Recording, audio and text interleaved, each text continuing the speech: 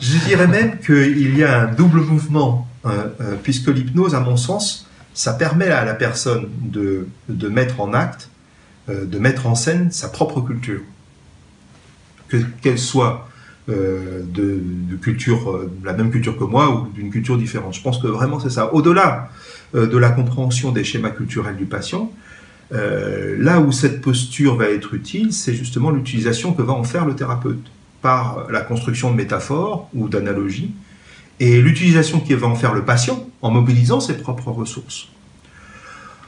On peut voir ça dans les récits que font les patients, ce qui change pour eux au fil des séances d'hypnose. Je me souviens d'une dame, une trentaine d'années, qui, enfant, aimait jouer sur la plage, hein, un élément fort de la culture réunionnaise, hein, comme on peut s'en douter, même si ça n'a pas toujours été le cas. Il y a 50 ans, aller nager dans le lagon, c'était, du point de vue créole globalement, hein, c'était le privilège des métropolitains et des vacanciers. Hein. Le monde créole était plus tourné vers la montagne que, on disait, il y avait une expression qui était de dire que le monde créole a tourné le dos à l'océan. Hein. Ça a beaucoup changé, ça. Hein. Et donc, toujours est-il que devenue adulte, cette personne-là, elle est mère de famille, hein, elle n'avait plus guère d'occupation, autre que le ménage dans sa maison. C'était devenu une obsession. Hein, et ça lui prenait une énergie considérable. Et pendant une séance d'hypnose, j'avais utilisé cette ressource de l'enfance, de l'océan, de l'eau, des poissons dans l'eau, etc., de l'eau claire, tout ça, ça fait partie de la culture. Hein. C'est l'environnement. C'est naturaliste, mais c'est réel. Et puis, en brodant cela, elle était plutôt contente de renouer avec ça. Je me souviens plus trop des détails, mais toujours est-il que peu de temps après, voilà cette dame qui prend ses enfants sous son bras et qui part à la plage. Et alors tout le monde était content, même son mari, qui lui était resté à la maison, et pour faire le ménage.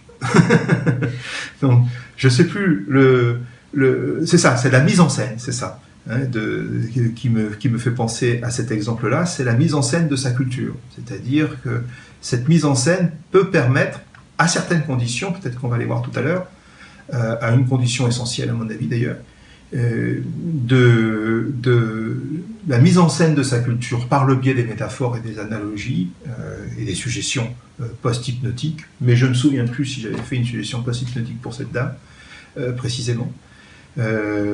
Justement de mettre en scène, oui, ça.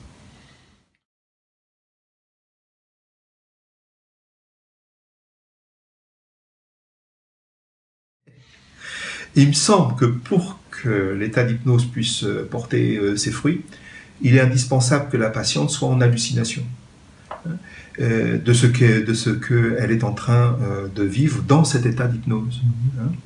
Il ne s'agit pas d'être ici et ailleurs en même temps, comme on le dit parfois. À mon sens, ça n'a pas beaucoup de sens. Il s'agit plutôt d'être, oserais-je dire, vraiment tout entier dans ce qu'on est en train, dans ce qu'on est en train de vivre dans la séance. Donc, c'est pas seulement l'imagination qui doit être sollicitée, mais cette faculté réelle d'être là. Hein. D'où, à mon avis, l'importance vitale de la notion de personne. C'est-à-dire qu'aujourd'hui, on assiste à une sorte d'imposition de la notion d'être soi-même. Il faut être le plus possible soi-même. Hein. Or, une personne est multiple, justement. Et je crois que c'est parce que nous sommes multiples que nous pouvons être nous-mêmes, que nous pouvons entrer en état d'hypnose et alors être réellement ce que nous sommes en train de faire. Sans cette multiplicité, si on était un et indivisible, on ne pourrait pas halluciner une situation, on ne pourrait pas halluciner à partir des suggestions que peut faire le thérapeute, on ne pourrait pas halluciner quelque chose à soi et pour soi dans son fort intérieur à partir des métaphores plus ou moins judicieuses du thérapeute ou des analogies plus ou moins judicieuses du thérapeute. Donc c'est vraiment cette notion d'hallucination et d'être là tout entier mais tout entier dans une des facettes de sa personne qui me paraît extrêmement importante dans la transe et dans la mise, dans justement la mise en scénario de sa culture. Hein.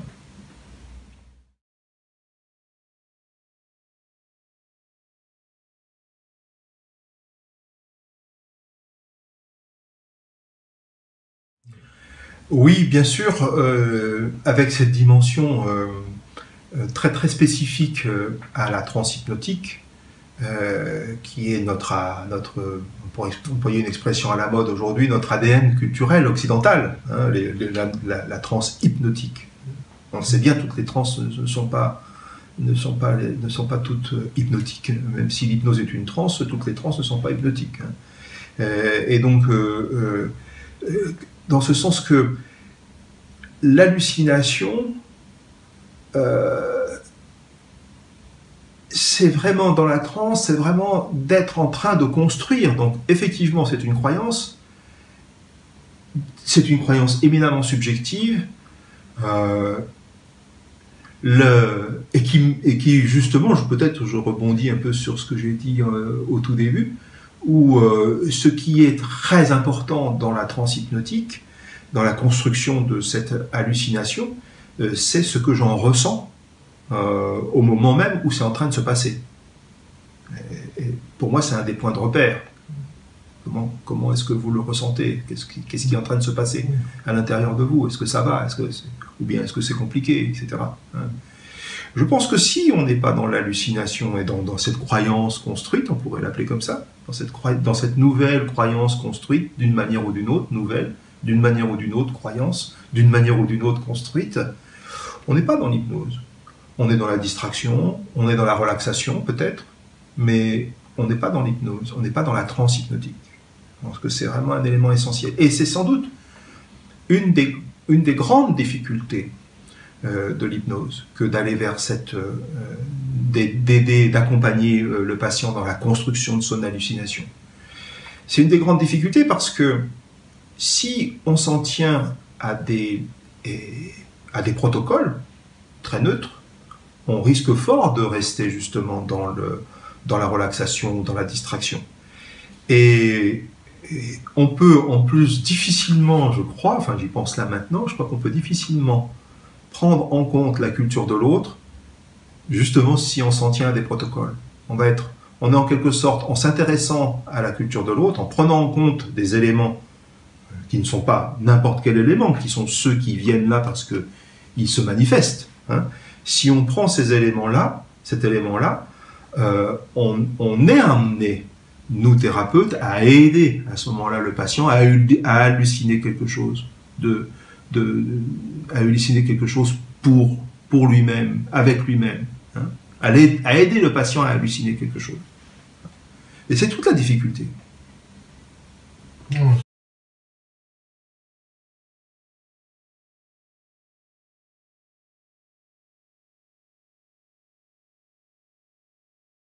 Oui.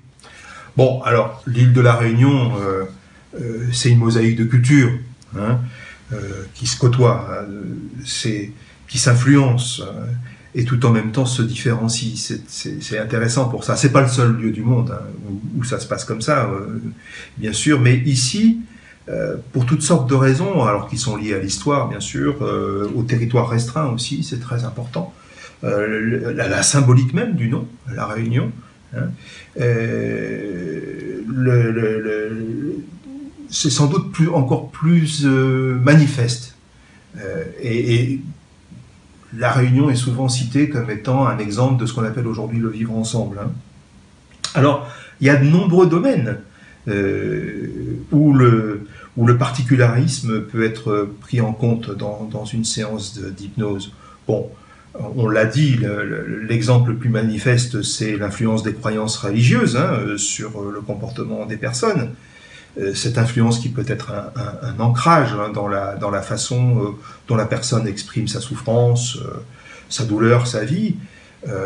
On l'a dit pour les phobies, mais ça peut être aussi, par exemple, assez fréquemment, on peut être dans la description de repas de ce qu'on appelle pique-nique chemin Volcan, le pique-nique du dimanche, qui est une grande institution ici, hein, à La Réunion, où pratiquement chaque famille créole, ou presque, le dimanche doit se retrouver avec la famille élargie, parfois même élargie aux amis ou aux connaissances, quelque part, on va dire, dans la nature, pour partager un repas, et où les plats, les plats vont être appréciés par tel ou tel patient en fonction de la relation dans laquelle il est et des problèmes dans lesquels il est avec son groupe familial. Je ne pense pas que ce soit, sincèrement, je pense qu'on peut retrouver ça d'une manière ou d'une autre dans la culture occidentale, parce que si on interroge même nos amis, ils vont nous dire que bah non, à tel moment, ça a beau être bon ce qu'a fait maman, que ce soit en Bourgogne, dans le Poitou ou au Pays Basque, j'ai pas envie de manger, quoi. Ça me donne pas envie de manger. Et là, il y a peut-être une dimension supérieure, c'est que la nourriture est ici considérée comme étant presque, je dirais pas une nouveauté, mais disons que les parents des jeunes, ou les grands-parents des jeunes, par exemple, donc je dis les jeunes, les moins de 40 ans, sont souvent des gens qui ont vécu, on va dire, dans la misère, et où bien manger était très très rare. Donc aujourd'hui, refuser un plat ou ne pas avoir faim parce qu'on n'est pas bien au sein de sa famille, alors qu'il y a abondance de nourriture, c'est extrêmement culpabilisant. Donc voilà, ça peut être des exemples comme ça. Mais bon, je suis bien conscient qu'il pourrait y en avoir d'autres, des exemples. Voilà.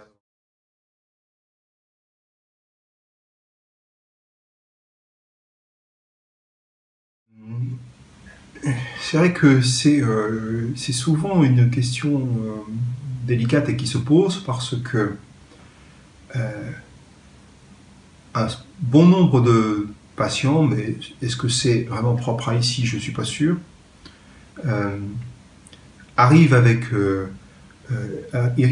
ici dans le cabinet avec l'idée que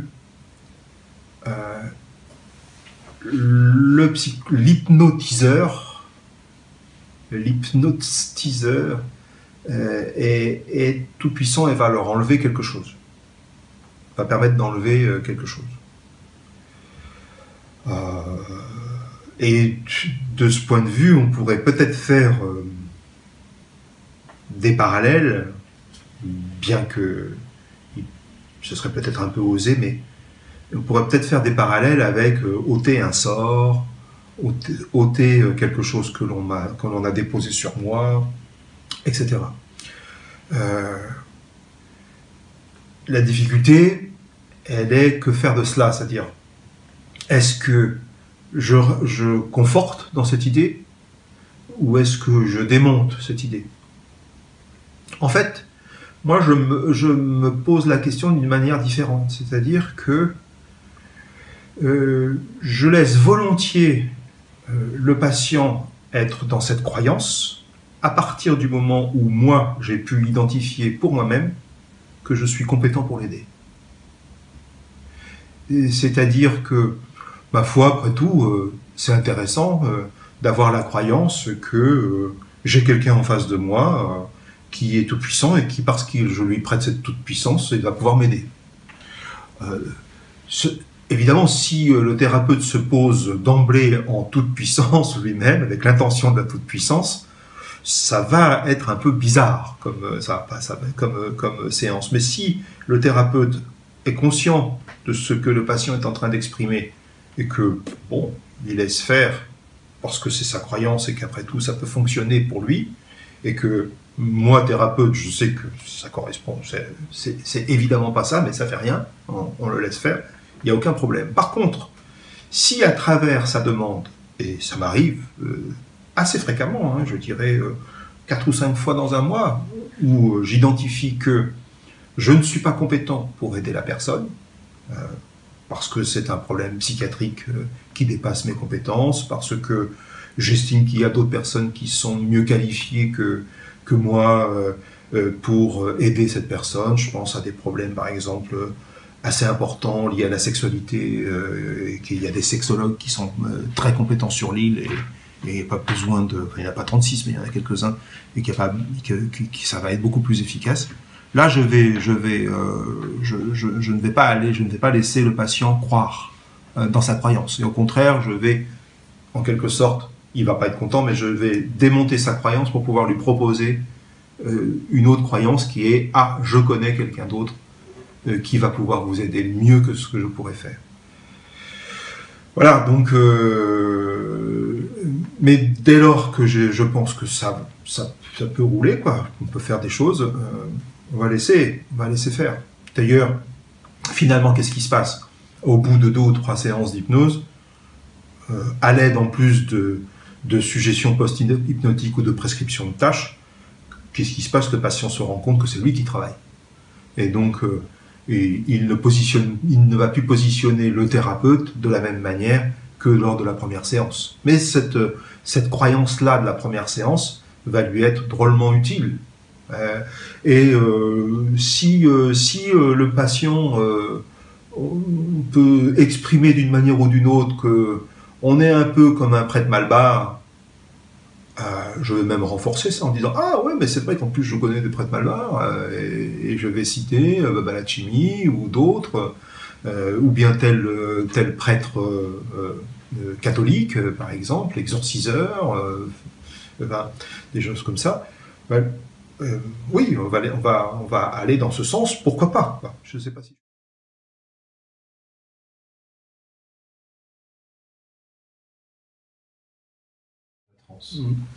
En fait, je suis en train de réfléchir en même temps là, mais en fait, il y a quelque chose qui est... et je pense qu'il y a quelque chose qui empêche que cela puisse se faire, parce que la plupart des trans, que ce soit des trans organisées, comme on a pu les voir ensemble à Saint-Gilles-Léo, ou que ce soit des trans d'exorcisme, par exemple, ou de levée de sort, se passent debout. Or, en fait, dès le début, dès la rencontre, qu'est-ce que je fais? La première chose que je fais, en fait, mais je m'en rendais pas compte, la première chose que je fais, c'est que, en disant aux gens « asseyez-vous confortablement », installez-vous confortablement dans ce fauteuil, ou je dis plutôt, allez-y, installez-vous, tenez ce fauteuil, vous serez bien. Je coupe complètement court à la possibilité que quelque chose de ça s'exprime, tu vois. Parce que une transe, on va dire, de sa culture, et non pas de cette culture de l'hypnose, c'est une transe complètement inconfortable. Le préalable, c'est que ce soit inconfortable. Souviens-toi, dans les trans qu'on a vues chez Babalachimi, les gens étaient debout depuis des heures, avec une poule dans les bras, etc., en mettant des trucs avec la chaleur, etc. C'est-à-dire qu'il n'y a aucun confort.